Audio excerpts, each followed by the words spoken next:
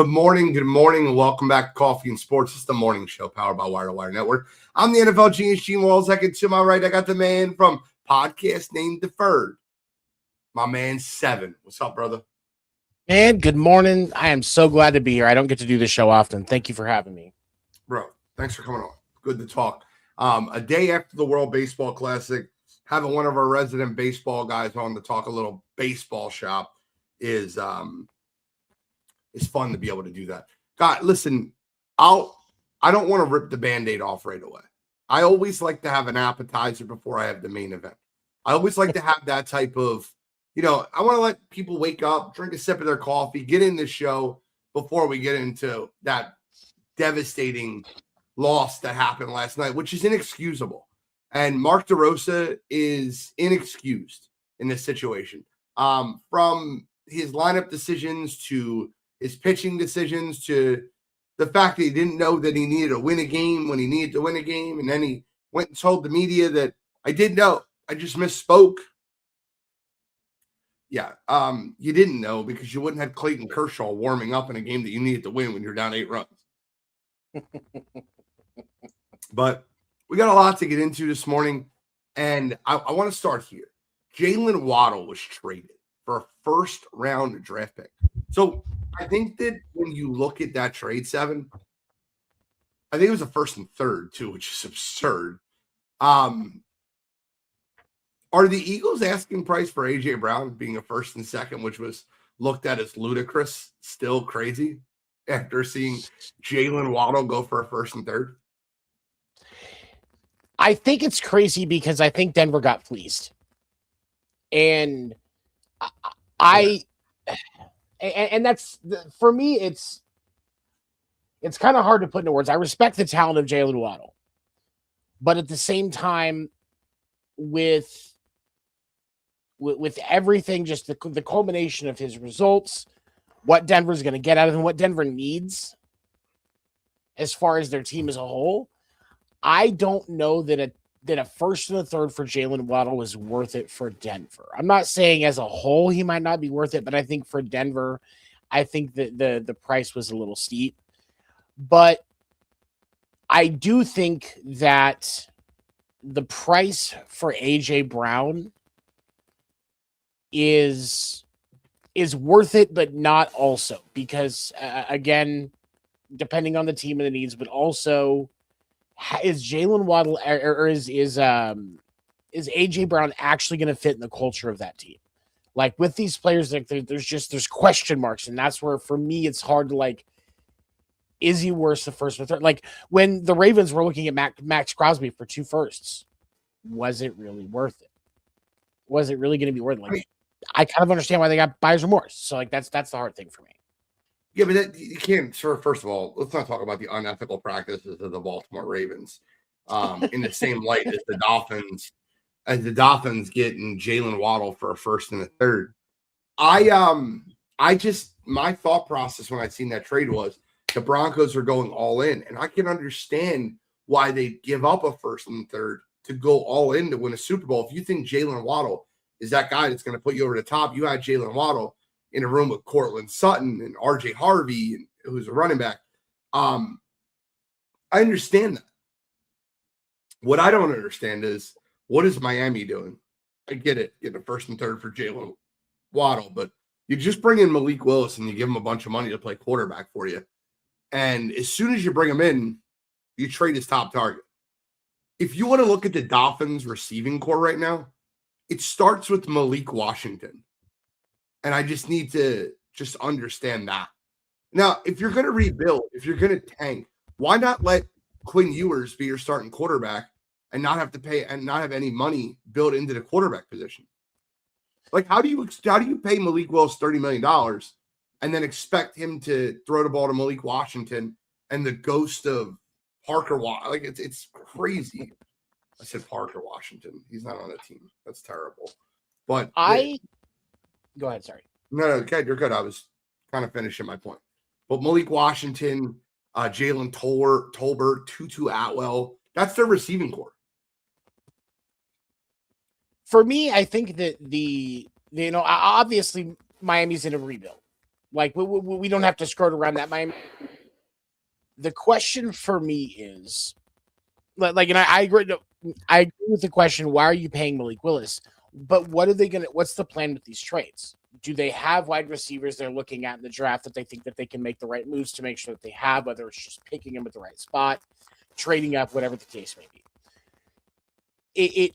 Miami's made a lot of questionable decisions though in the last 10 years, and I don't think anybody can miss that fact. Whether it was all the with Tua, Tyreek, all of the different things that have happened, Miami's made a lot of questionable decisions. And I would have kept Jalen Waddle because it at least gives you something. It gives you an experienced individual that can connect with Malik Willis and actually make some things happen. Can't be, even with before that trade, Miami wasn't a playoff team, but why did they trade? Like it's a valid question. What are you doing with Malik Willis? Why, if you're gonna tank right? Maybe they don't want to tank for Archie and they do believe in Malik Willis. If that's the case, why don't you keep Jalen Waddle? What's the problem? Do they not connect? Did Malik Willis say, fire sale it all, let me build my team? What happened? Bo's the resident Dolphins fan in the chat. He said he's understanding trying to get anyone associated with the Greer era. Look, man, I'm going to make something very clear. I told Dolphins fans this before. I will tell Dolphins fans this again. What they did to Brian Flores is unforgivable to me. Brian Flores told you that Tua was not the guy. Brian Flores told you that toughness matters. They built a soft team that ran Vic Fangio out of Miami, who, by the way, turns out to be a pretty good defensive coordinator. Turns out to be a very good defensive coordinator. What they did to Brian Flores, Vic Fangio, I have no problem getting rid of. I have no problem rooting against them, watching the Dolphins suffer. The only thing that sucks is a couple of my close friends are Dolphins fans, and I hate watching them suffer. But, I mean, you need a lot to bring it back to that Dan Marino era, and this is just not it. So, 908. I got it. Yeah, I would say just Dolphins fans have been through a lot. Like, they've got that organization just as a whole has to do better. 908. I feel like the appetizer is finished. I just dusted off some mozzarella sticks and chicken tenders. And now I get to talk about the collapse that happened last night in the WBC. I'm going to set this up, Seven. Let me ask you a question. How big of a collapse is it that the United States didn't win a tournament that they were fixed to win? And yes, I'm saying it. It was fixed for them to win. They had to travel less. They got put on the easier side of the bracket. They changed the bracket around for them. They didn't have to play back-to-back days ever, even like Venezuela did. They got every call in the ABS system versus the Dominican Republic, which was a joke. It was fixed for them to win the tournament. And they couldn't score more than 2 runs versus a guy that has a career. First of all, I don't want to get into Eduardo Rodriguez's career ERA. The last 2 years, the kid's had a 5 ERA with a 1.5 whip and a lineup that boasts Bobby Witt, Bryce Harper, Aaron Judge, Kyle Schwarber, Roman Anthony, Will Smith, and the list goes on and on and on. Couldn't put up more than 2 runs. The only person that got a hit was Mr. Not Elite, Bryce Harper. How does that happen? And by the way, last thing I want to say on, obviously we'll get a little bit further into it, but on my rant is, how in the world do you not have Gunnar Henderson in your lineup yesterday? Bregman's batting 111. Gunnar Henderson's batting 430 in the WBC. Did you think he was going to snap out of it because he was facing a left-handed pitcher? It's a relevant question. Like there's kind of 2 sides to this, because like Lou Maroney, Red Sox announcer last night, was commenting on somebody that was criticizing Mark DeRosa and his management style, saying, we're going to blame Mark DeRosa while one of the best lineups in the history of American baseball fell completely flat in a championship game against a Venezuelan team that they should have defeated. And he They is should have right about mercy ruled that team. They should have. They You're played a 100% correct. game series after a 162 game season. They should beat them 4-1 at best. Right. And you're 100% correct. But at the same time, he made a lot of questionable lineup decisions, and we can't deny that fact. He was terrible. Gunnar Henderson should have been in the lineup more. I'm not saying in place of Bobby Witt Jr. because Bobby Witt Jr. was electric in this tournament. He had some flat moments, but defensively, at least, Bobby Witt Jr. should have been in every game. So I don't dispute that. Bregman was questionable. Harper was questionable. Your backup first baseman is Goldschmidt. Why was there not a better choice at first base? Like, Nick Kurtz wasn't invited. 7. Nick Kurtz wasn't invited. He absolutely should have been the best first baseman in the world. And and I don't know if that was DeRosa's decision to not call him, or if I can't remember who it is. It was a GM for the team, but if they're the ones that made the decision not to invite him, he should have been included.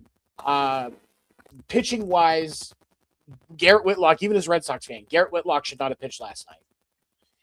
Alaza, I'm going to get to that real quick. Please hang on 1 second. I want to respond to you because let me take a second.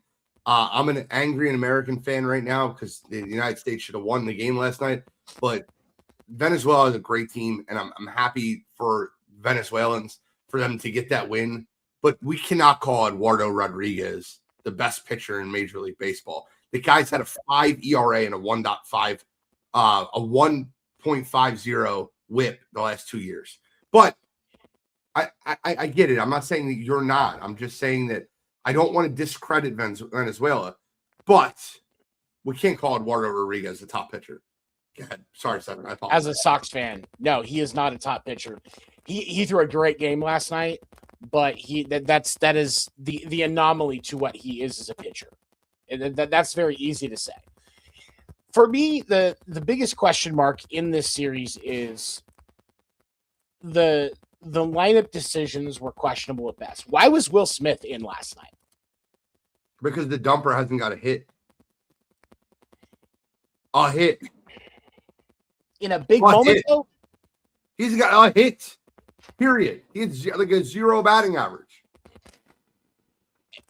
In a big moment like this, though, I at least behind the plate. Yeah, that's fair. Cal Raleigh calls a better game. And even if we look at ball, I don't know if Cal Riley has that pass ball either. That pass ball was huge. That led to one as well as runs. I apologize. No, you're right. There are spots throughout this entire situation with Team USA where it's easy to criticize the choices of Mark DeRosa. And something that we talked about, I want to get your take on this. Something that we talked about on podcast Name Deferred was why aren't we making somebody with more management experience the manager for Team USA? And I know that we can't use like an MLB manager because this is spring training. They're getting ready for the season. They can't be there. But why are we not using like a AA or a AAA coach? They can manage these guys, probably work with a couple of them when they were younger. They're going to understand the point of managing a Major League Baseball game. Mark DeRosa spends most of his time as an analyst for MLB Network. It does not make sense to me. Are we going to put Chris Collinsworth in to run the Team USA flag football team? Like that's honestly, that's where my question starts. Why Mark DeRosa and why not somebody with legitimate management experience? Because you have to have management experience in a series like this. Mark DeRosa was terrible. Joe Torre could have managed it at a better old age. Listen, there's a ton of guys that I can think of that no longer manage ball clubs that could have managed that team. Mark DeRosa not knowing they needed to win versus Italy was inexcusable. And by the way, just so you're clear, I am a sour. Hold on, where do you put it? I am a sour loser, and I am from right outside Philadelphia. So you're correct. Both things you said, you're absolutely correct. I'm a sour loser because the tournament was rigged and fixed for the Americans to win, and they didn't win. I just want to be clear when I say that. The tournament was rigged for the Americans to win, and they didn't win. So I'm more making fun of the American team. So I get what you're saying. my team got screwed by the umpire versus Italy. I'm not crying. I had a AAA team. Oh, yeah, Puerto Rico. Yeah, I mean, very, very good team. They got screwed by the MLB. They got screwed by more than the umpire. If I want to be completely honest, every United States player cleared a waiver. Yes, well, I'll tell you what the fix was. Every MLB player cleared an injury waiver. All the Puerto Rican players didn't get cleared by injury waivers. Dominican players didn't get cleared. MLB teams didn't allow their players to pitch in certain games. They tried to rig the tournament for the Americans to win, and they still couldn't win. So I'm making fun of them for having one of the best lineups you could ever put together. And listen, say what you want about Venezuela's lineup. Their lineup is stacked. It's not the Dominicans. Dominicans had the best lineup by far in this classic, and it's not the American lineup. Like, if you go prestige of that lineup, Bobby Witt Jr. is the best shortstop in baseball. Bryce Harper is a two-time MVP, and he had the biggest hit of the game. Aaron Judge is the reigning American League MVP. You can go through that line. Kyle Schwarber hit 53 home runs last year. Roman Anthony is one of the best young players for the Boston Red Sox, hit nukes. Gunnar Henderson, one of the best players in all of baseball. Will Smith and Cal Riley are two of the top three catchers in all of baseball. You could say what you want to say, but that Venezuelan team, player for player, was not comparable to the American team, and the Americans choked. And that's exactly what we get for trying to rig a tournament for us to win. That's what happened. Call it what it is. It was rigged. I'm telling you that. It was rigged. And the Venezuelans still beat them because Aaron Judge, and this is what I said last night on Twitter. This is what I said last night on Facebook. And it's very poetic.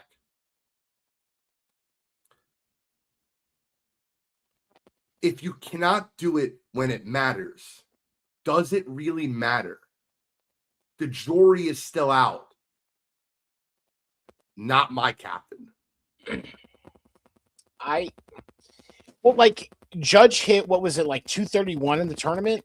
220. I'm sorry, I was giving him too much credit. 222. It's hard for me to just start criticizing Aaron Judge because as a Red Sox fan, I'm immediately biased because it's Aaron Judge. So I want to set that aside for a second and just look at things objectively. He strikes out in so many bad situations. Judge, yeah. He has the ability to hit the long ball in ways that most people don't. I will acknowledge that completely. But there's more to baseball than just a long ball. You're right. And I think that's part of what got lost with this Team USA roster is you have a lot of guys that are boom or bust. Give me the long ball or give me nothing. And when you rely so much on the long ball in a game with players because a lot of other countries, the baseball in that country is more about finesse and using the gap to gap hitting and those things like that to just keep the ball moving. And Team USA got beat by that. Yeah. Venezuela had no problem last night whittling down Team USA just hitting gap to gap. Yeah, we had Willie Abreu had some long ball hits and stuff like that. But their game was more built on just gap to gap hitting, getting on base, keeping the lineup moving. Me and you are going to have to completely disagree. The Dominicans barely had a better lineup than the United States. The United States had the second best lineup. Pitching staff, the United States had the best pitching staff in the tournament. I completely disagree with you. And that's to say that they choked. So, if you think that the better team won last night, that's not what happened. The United States players choked. And that's more of a detriment on us. I love rooting for the underdog if it doesn't come at my expense. If the Philadelphia Phillies were the best team in baseball and they had 115 wins in the regular season and lost in the World Series, that's on them. That's on them. That's them choking. That's crazy. That's crazy. All right, who had the second best lineup, Laza? That's crazy. It was Puerto Rico and then the USA. Dominican Republic and USA. Plain and simple. Yeah, Dominican Republic, USA were the two best lineups. They didn't play like the best lineup. They didn't play like the best lineup. No. They definitely are the best lineup. It's Dominican Republic and the Americans. But I was. Go ahead. Good. No, I just wanted to get into DeRosa a little bit more. You can question a lot of things about last night. I know you questioned Harper. A lot of people were questioning Harper starting, but and honestly, I wouldn't have started Harper one game if they would have brought Nick Kurtz. You can't throw Paul Goldschmidt as your backup first baseman. No. They brought Goldschmidt and Kershaw there as like, oh, we're going to blow teams out, so we'll throw them in and get them some innings, and neither one of them played.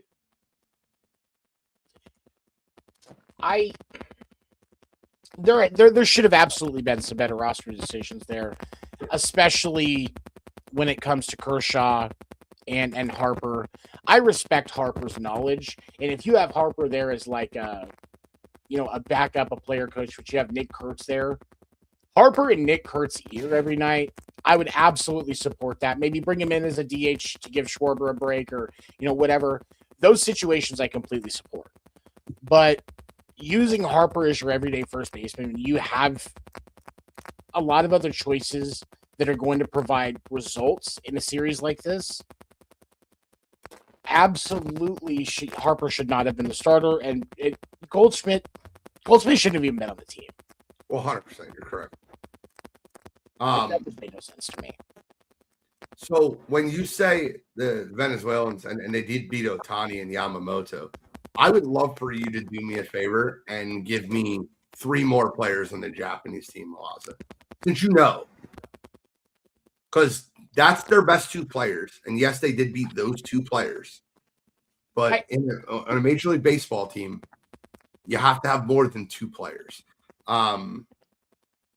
Brandon, honestly, if you weren't pitching Miller in the 9th, Miller wasn't allowed to pitch in the 9th. The A's did not permit it after he threw 24 pitches on Sunday. So, he was not allowed to pitch. 7, I don't know if you know this, but you're getting like real bad feedback on your mic. I don't. Oh, shoot. I'm just letting you know. Dominicans on paper had a very close to the United States lineup. There's no other team that had close to the amount of talent that was in this tournament. The United States and the Dominican Republic. And the United States choked. Mark DeRosa choked. Aaron Judge choked. And the decisions in that lineup made no sense to me. But what I will say is this. I'm happy for the Venezuelan team. You can see the energy and the happiness that they had. Eduardo Rodriguez pitched the best game I've ever seen him pitch ever. And I get it. Pitching for your country is probably more important than pitching regular season baseball for the Red Sox or Diamondbacks or San Francisco Giants. But, man, you cannot let a guy that has a 5 ERA the last 2 years and a 1.5 whip mow through your lineup for 5 innings without a run. Can't happen. I agree. I do appreciate your comments, though, Malaza. Yeah, I'm sorry, Tony. No, it's Eduardo Rodriguez, as a Sox fan, Eduardo Rodriguez was locating last night better than I have ever seen him locate. And I will acknowledge that. He did throw a great game. But the fact that the U.S. couldn't figure it out over that long of a period, the fact that the U.S. couldn't get something going, because he did a great job pitching for weak contact and fly balls. He didn't have a lot of strikeouts last night. But what he did was keep the ball down and keep the and keep the momentum out of the U.S.'s hands. However, somebody on that team with all of that hitting experience, the hitting coach, whether it was the hitting coach or anybody in that lineup, all of those MVPs, all of those all-star appearances on that team, how could nobody solve the riddle of Eduardo Rodriguez in 5 innings? You're not lying. The Americans 3, 4, 5, 6, and 7 hitters when it combined. You ready for this? 0 for 17. That's not. I don't understand. And our closer was Mason Miller. He wasn't allowed to pitch. So he's the best closer in baseball. Just be clear.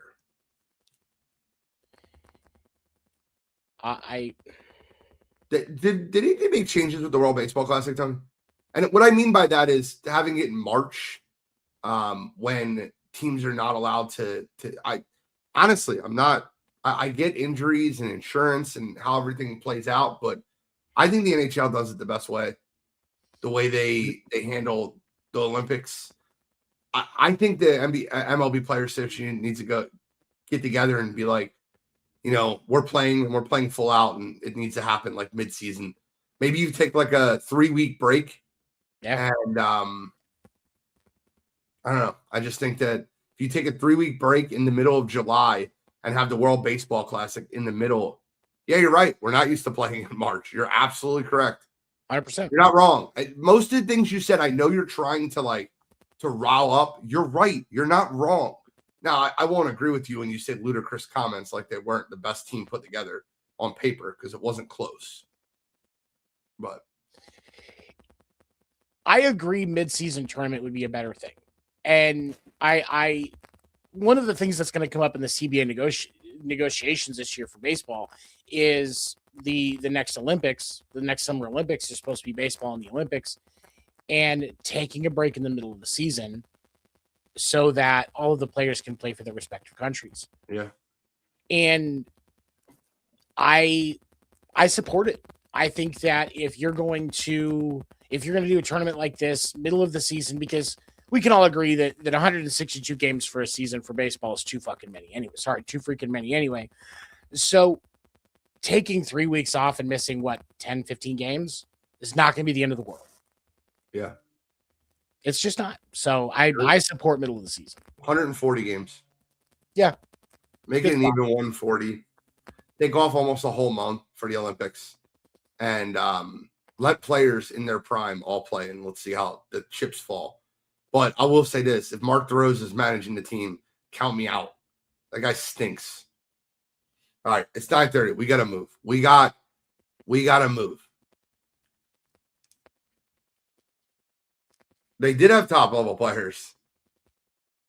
No, I'm not. I don't think, man. Ronald Acuna is one of the best players in the world, man. Eugenio Suarez probably wouldn't make the American team. Luis Reyes probably doesn't make the American team. I'm just that Gleyber Torres definitely doesn't make the American team. Andres Jimenez doesn't make the American team. Abreu doesn't make the American team. So say what you want, but just calling it like it is. They don't make the team. But they beat them. All right. Bo said, I think March is better. I don't like the break. Yes, guys are in better form, but I think teams would be more against letting them go midseason. Not a fan of the break either. You lose fans. Honestly, I think hockey was pretty shit after they came back from the Olympics. Guys didn't look like the guys who didn't play looked rusty. I don't care. Give them another month before the playoffs. I get what you're saying, but if we're watching high-level competition like Olympic baseball or a World Baseball Classic, they're more important to me than regular season games. Why didn't he change the lineup in the 6th inning? Because he's an idiot. But not getting into that. Guys, it is March, and if you don't know, March Madness is tomorrow. I mean, March Madness has already started, but the NCAA tournament starts tomorrow. And me and Seven are going to go over a men's bracket, and then we'll go over a women's bracket. And we'll kind of give our thoughts and see where we're at. And by the way, if you want to get in a bracket, Wire to Wire Podcast is running a bracket. It's just $10. Venmo, Wire to Wire Sports Pod on Venmo, and we can send your bracket out. It's right on the page. You can click right in, fill out your bracket. Let's have a lot of fun. But let's go over the men's bracket first. All right. I like this bracket a lot better, and I wish that the women were given a bracket that was better than this. All right, Seven, can you see the screen? We good? Yeah. All right. So I think we can pencil in Duke to beat Siena. Yeah. Oh, no. I didn't realize it was going to do this. No, we got to stop that. Let's go to, I guess, the ESPN format. God damn it. My bad. That's on me.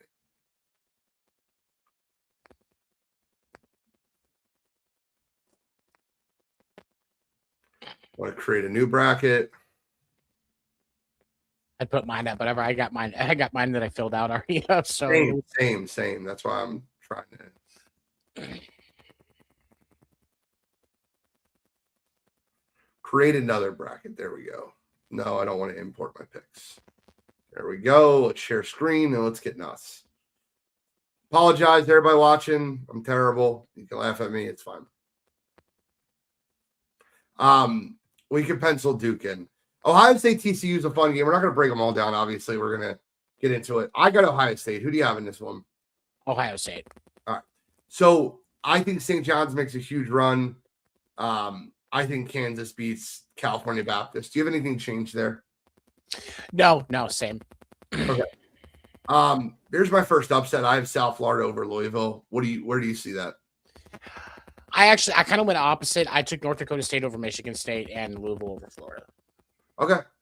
But I'll put South Florida and I'll put North Dakota State. We'll have a little fun bracket there with both our upsets. UCF Knights are going to get destroyed by UCLA if UCLA is healthy. Are we good there? Yeah. And then UConn. Let's finish out the East, and I think this bracket's going to get fun. Duke over Ohio State. Ohio State just done it to dogs. Yeah. I got St. John's over Kansas. I think St. John's could be Duke. I would take South Florida over North Dakota State. Did you have Louisville advancing past here? I had Louisville advancing and losing to UConn. Okay, so I'm going to put South Florida. And then I have UConn also. So let's go UConn. And here's the debatable one. Duke versus St. John's. Honestly, I can go either way with this. For the bracket that I filled out, I did go Duke, and it was honestly just because for me it's a coin flip. So I took Duke just because of the higher ranking. But I can't fault anybody for putting Duke into the or St. John's in over Duke in that matchup because they have got a tremendous year and that's a great program. I think that Duke losing their point guard is going to be a lot. I think the guard play will actually even out because St. John's is a little bit weak on the guard play. But I think Ziggy Okafor from St. John's is incredible. I really think St. John's wins this matchup. I'll put whoever you tell me to put through, but I'm really on St. John's on this one. I support St. John's. No, I'm good with that. All right, cool. Actually, just to be clear, on my one bracket, I have UCLA upsetting UConn. So that's kind of where I'm at. Final four, I'll let you pick this one since I kind of pushed St. John's. Do you have UConn or St. John's? They played 3 times. St. John's beat them twice. If this was the women's bracket, I would take UConn, but I like St. John's in that. Let's go. I'm with you. All right, let's go to the South. Florida's an easy one. This is a fun one. I'll let you pick Clemson, Iowa. Who did I hold on? I like Iowa in that one, actually. I'm with it. Vanderbilt runs through McNeese. They have 2 ridiculously good guards. I know 12-5 is your popular upset pick. This will not be it. The men of Troy are going to give Nebraska an absolute run for their money. I'm not saying that they beat Nebraska. I think Nebraska is a better overall team. I think they're more sound. Nebraska's never won a tournament game ever in the history of Nebraska. Who do you got in Nebraska versus Troy? I'd like Nebraska in that game, but I don't think the game is separated by more than 5 points. I'm with you. Another popular upset pick for me is VCU over North Carolina. North Carolina is missing their best player. It shows by their seeding. VCU is a very tough team. They're very well coached. Where are you at on this one? I like VCU pick. They're going to lose to Illinois anyway, but I like VCU there. I have A&M over St. Mary's. Same. Okay. And Houston. Let's finish out this bracket. Florida over Iowa. I have Vanderbilt over Nebraska. Where are you at? That's another one that I feel like could go either way, but I like Vanderbilt over Nebraska. I think Vanderbilt's guards are incredible. I have Illinois over VCU. Houston over Texas. Okay, perfect. Then we have Florida, Vanderbilt, Houston, Illinois. Who's your Elite Eight? I'm taking Florida over Vandy. I think that Florida has had a tremendous season, and I've got Houston over Illinois, but I'm gonna take Houston over Florida. Okay, I have Florida. I have Florida winning my national championship. So first comment, we'll move on. First comment, whoever comments and says Florida or Houston, we'll take that one. Anybody, just get nuts. Yeah. Let me know when it pops up. I'm going to move on. Okay. Arizona over Long Island. Utah State will beat Villanova. Trust me. High Point or Wisconsin? I know this is another popular upset point, but I've seen Wisconsin a couple times this year, and they looked like they were in a good rhythm. So as long as they maintain that, I don't see why they can't at least make it to the next round. So I would take Wisconsin here. Okay. I have Arkansas over Hawaii. Same. BYU or Texas? We got, by the way, Florida. Put it in there. Yeah. BYU or Texas? I have Texas upsetting BYU. I know that BYU is missing their second top scorer. BYU has, in my opinion, the best player in the country, and H.A. Diabansa. I don't think he can lose in the first round of the tournament. I just don't. I think he might score 30. I think he's unstoppable. I'm going BYU here. You're going to have to talk me out of that because I have BYU over Gonzaga. I don't hate it. They're not going to. Yeah, I think Gonzaga wins in the next round. For me, because I can't go against Gonzaga in soccer or basketball. I'll let the chat coin flip that. BYU or Gonzaga. I'm on BYU. I have the U over Missouri, even though this game is played in St. Louis. Missouri, I'm taking the U over Missouri, and I used to live in Missouri, so I get that completely. Let me know in the chat comments for Wisconsin or Arkansas. I'm sorry, for BYU or Gonzaga. Arizona over Utah State, Arkansas or Wisconsin. I have Arkansas. I think the SEC is a better conference right now. I think Arkansas plays a very fast-paced offense, and I think they'll outscore Wisconsin. I agree. I have Arkansas over Wisconsin as well. I have Purdue over Miami. Same. I need a comment, guys. Give me a pick for BYU Gonzaga, please. While we're doing that, we have Florida in our Final Four right now. St. John's in Florida. We have Arizona or Kansas. Hold on. Or Kansas, sorry. I have Arizona in that game. I do too. I actually have Arizona in my finals. I got Purdue over whoever wins here. I'll just put Gonzaga there for argument's sake. And then Arizona or Purdue? Arizona. I put Arizona in my Final Four. Bottom right bracket, Michigan, Georgia or St. Louis. This is a coin flip. I'll let you pick it. I picked Georgia, but they're going to lose to whoever wins that game is going to lose to Michigan anyway. So agreed. I like Akron over Tech. No JT Toppin for Tech. Yeah. I think Akron upsets them. I think that's one of my big upset plays. How do you feel? No, I agree. I think that the Tech is going to fall short in that game, and that's where our 5-12 upset's going to be for sure. This is definitely an opportunity for an upset in Alabama versus Hofstra. Alabama is now missing their second leading scorer. He was arrested for having more than a pound of marijuana. But I still have them beating Hofstra. Alabama or Akron in round 2, brother. I think Akron takes Alabama in round 2. I like that. I got Tennessee and Nate Ament over whoever wins tonight with Miami, Ohio.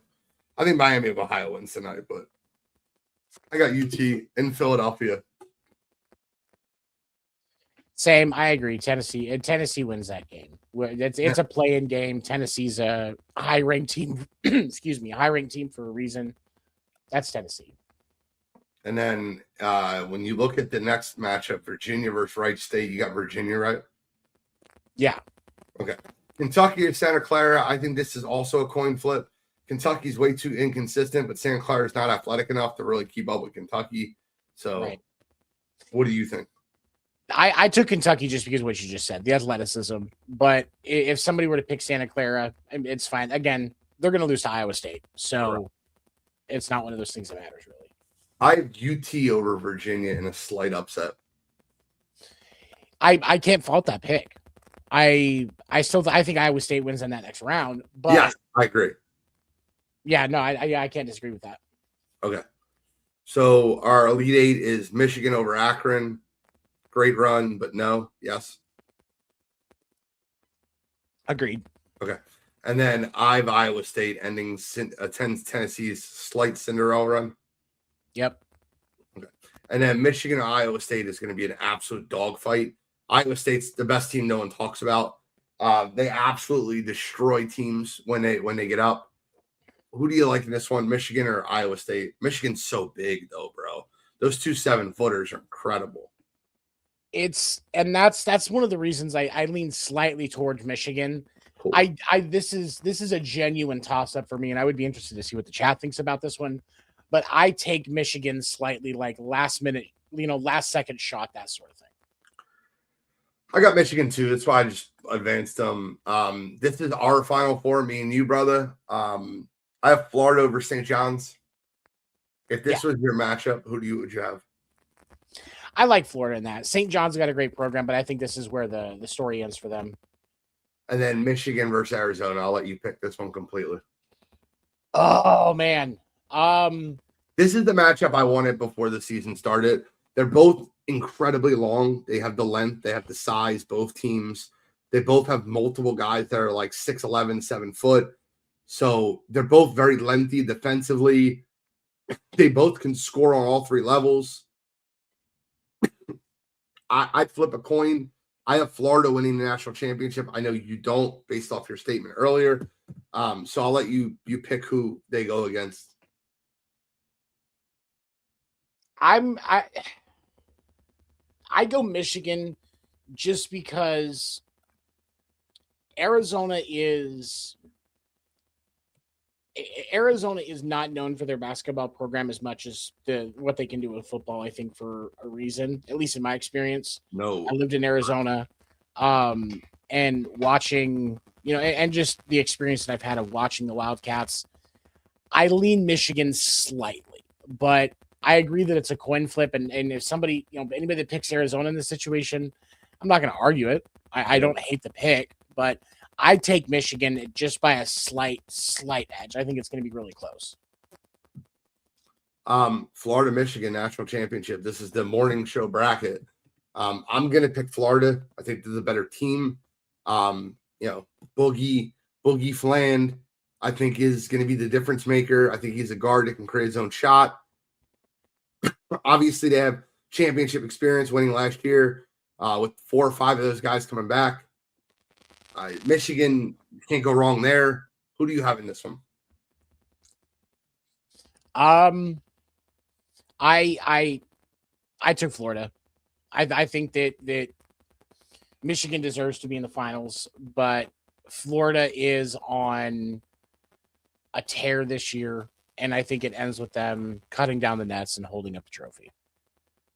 I can see that. Michigan or Florida, guys? And then we'll get in our women's bracket. By the way, something me and my friend started doing 2 years ago, and it was very, very beneficial 2 years ago, and last year it was absolutely not beneficial, is we put $25 on every underdog on the money line Thursday and Friday. Super profitable in 2 years ago, not profitable at all last year. Like, absolutely got buried last year. Man, that's the hard part, is you can get some terrific money if those underdogs pay off and get that W. But when it comes to when it comes to the losses. Like you're just giving them money at that point. And the books want the team that's slated to win, like the expected team. They don't want the underdogs to win. I don't know So about that. They won't where the money's at, brother. yeah, you're gonna with those odds, you're gonna give more money away. You're gonna pay more money out on those underdogs than you are on the expected team, at least most of the time. I get it, but remember, if 75% of money's on one side, that means there's only 25 on the other. Right. UConn Huskies are playing. Yeah, UConn Huskies, very good team. Let's share for the women's bracket. And this should be a little bit quicker because you can just do this. Ready? Watch.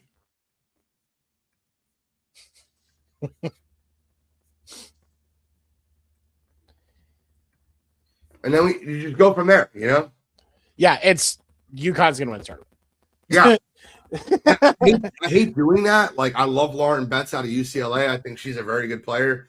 South Carolina is always great with Dawn Staley. Like, there's a lot of good teams in women's college basketball. UConn's going to win it all. No other team sports two of the top 5 players in college basketball, and that's what UConn has.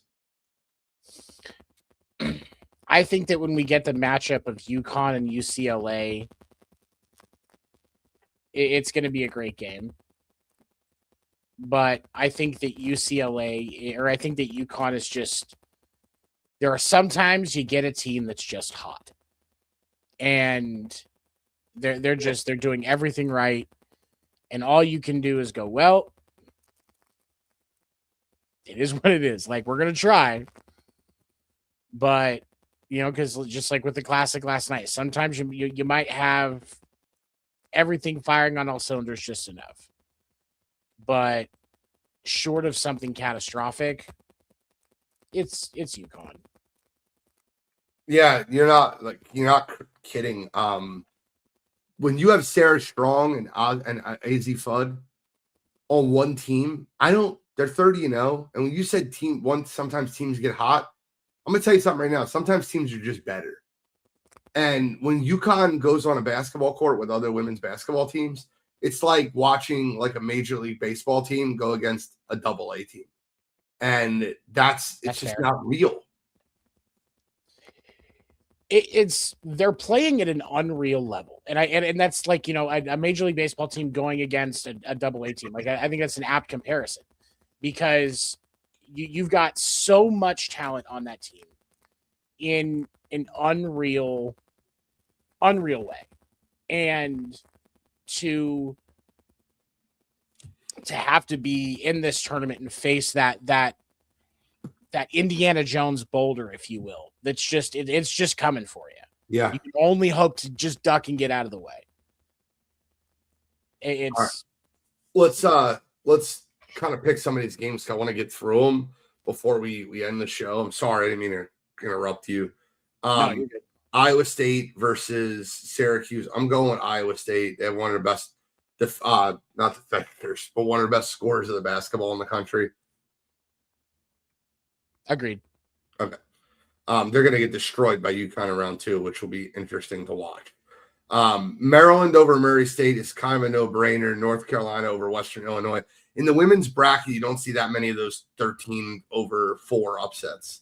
Notre Dame Fairfield will be interesting, but Notre Dame has Olivia Miles. I think that they have enough that they should be fine. I agree. Yeah, no, I like Notre Dame in that matchup.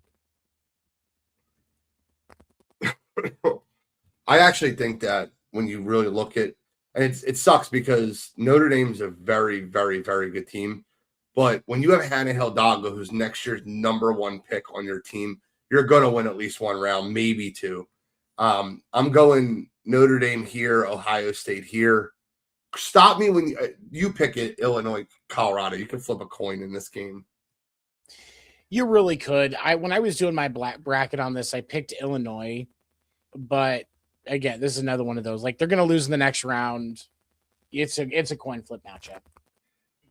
I got Notre Dame over Ohio State. You let me know where you're at. Same. Best player in the game is going to be Hannah Hidalgo. So It's I have Vandy beating Notre Dame, but I think Notre Dame beats Ohio State for sure. And then we already have UConn advancing. Let's go to the bottom. South Carolina over anyone. USC or Clemson? USC. I have South Carolina destroying anyone. Michigan State or Colorado State? Michigan. Yeah, it's Michigan State. I think that's where they actually make a little bit of an appearance, but they're going to lose to Oklahoma in the next round. So I'm with you. TCU is a very good team. They have Olivia Miles. I misspoke. She transferred from Notre Dame to TCU. I'm going with TCU in this one. I think they're the much better team. And I also have TCU over Washington. Same. Gonzaga or UVA? Or sorry, Georgia or UVA, sorry. I like Georgia, but that's another coin flip one for me. By the way, you notice I just said UVA and I didn't even give Arizona State any credit. They're not going to win. They're not. That's UVA all the way. And then Iowa or Georgia? I like Iowa huge. Yeah, I like Iowa. South Carolina, Oklahoma. South Carolina. TCU or Iowa? Iowa. And then I'm making a business decision and putting South Carolina because I want to see that matchup. Dawn versus Gino. Always want to watch that. Oh, that makes for some great TV for sure. Yeah. Lauren Betts. Are we good there? Yeah. Sorry. I'll stop. You can pick the rest of the bracket. No, you're good. You're good. I don't object to that at all. UCLA is going to the Final Four. All right. Oklahoma State, Princeton. I think Oklahoma State gets that one. They're going to lose to UCLA, but I like Oklahoma State. Ole Miss, Gonzaga. Ole Miss. Minnesota is going to beat Green Bay. We're good there, right? Yeah. Baylor or Nebraska? I think Nebraska beats Richmond, FYI. Yeah. No, I agree with both of those. I like Baylor in that one. Duke, the ACC champions. Very, very good team. I actually think Villanova upsets Texas Tech. I don't hate that take. I really don't hate that take. Thank you for letting me pick my team in one round before they lose to LSU. Duke or Baylor? Duke. I think Duke makes some pressure. They're going to lose to LSU, but I like Duke. Yep.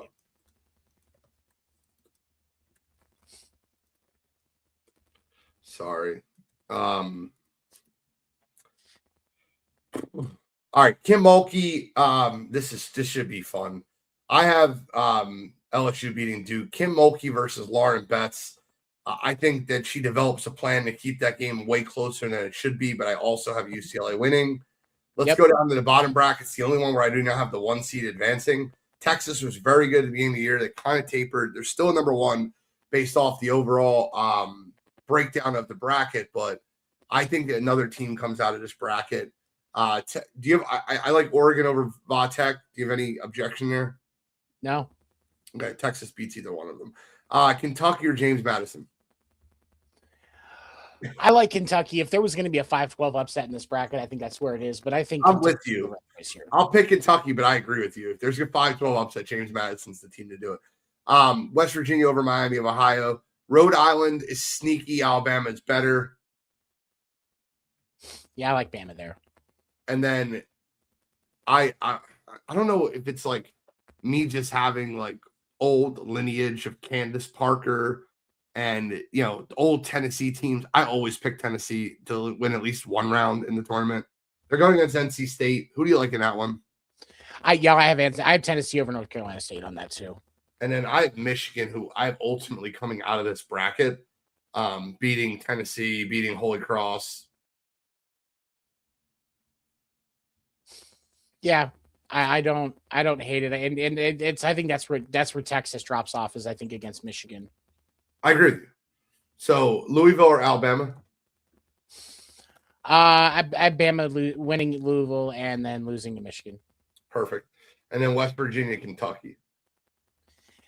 It's one of those coin flips, and I can entertain arguments either way, but I pick West Virginia ultimately simply just because of seeding. Like there's got to be something that they saw that just kind of put it right there, but they're still going to lose. They're still going to lose to Texas. I like Michigan over Texas. What do you like in that game? Same. All right. Your Final Four, because I picked the national champion, UCLA or Michigan? Lauren Betts or Michigan, baby? I've got UCLA and UConn as the finals. It's a great finals. I think UConn routes their whole way to the national championship. We'll enter this bracket in, and if it wins, I'll split the money with you. Deal. Did we miss anything? It's not letting me submit. Oh, that's what we missed. North Carolina or Maryland? It's North Carolina or Maryland? Your pick, brother. I can't remember who I picked there. I North Carolina. Okay. I mean, basketball school. Why not? I'm with you. We still missed a game. What did we miss? See, this is what happens when I do that thing where I click someone. Ole Miss, Minnesota. Minnesota? No. Wait, hold on. No, I think I had Ole Miss on that. No, I did pick Minnesota. Yeah, Minnesota. All right, Minnesota. We're locked in. We're submitted. We got rated before the deadline. I think, like everyone else, we have UConn winning it all. Let me stop sharing. Sorry. Last news of the day. The WNBA and the Players Association have come to a verbal agreement, and we are not going to have a lockout. Good. What a way to end the show. Have you watched the United States women's Olympic team playing their qualifying rounds? They're like, not qualifying rounds. What are they called? I forget what they're called. I think they're exhibition games, like friendlies, but yeah. Have you watched them play? I haven't gotten to watch it. I've seen some of the write-ups on it, but I haven't got to sit down and watch it. I've watched way too much of it because I'm a nut. I'm not kidding with you. And not to mention, I love watching like Caitlin Clark and Angel Reese play together. But man, they have been awesome to watch. One game, Caitlin Clark had 19 points, 14 assists. Kelsey Plum added 18 the other night. Kalia Copper, like that team is absolutely loaded. Team USA women's basketball is in the right direction. It's fun to watch. The FIBA Women's Basketball World Cup, they've done great. So the leader in efficiency per game has been Caitlin Clark. Points per game has been Kalia Copper. Rebounds per game has been Angel Reese. Assists per game has been Caitlin Clark. Blocks has been Monique Billings. And Paige Buckets has been incredible. And it would be remiss for me not to bring up Ryan Howard. She's been great too. They just played Spain. And honestly, don't take this the wrong way, to Spain. It was a 14-point game, and it shouldn't have been a 14-point game. The Americans did not play well, and they still won by 14. Kelsey Plum had 18 points. Kalia Copper with 20. Chelsea Gray, one of the best point guards in the world. Caitlin Clark off the bench with 7 and 7. Angel Reese, who's off the bench with 8 rebounds. That team is loaded.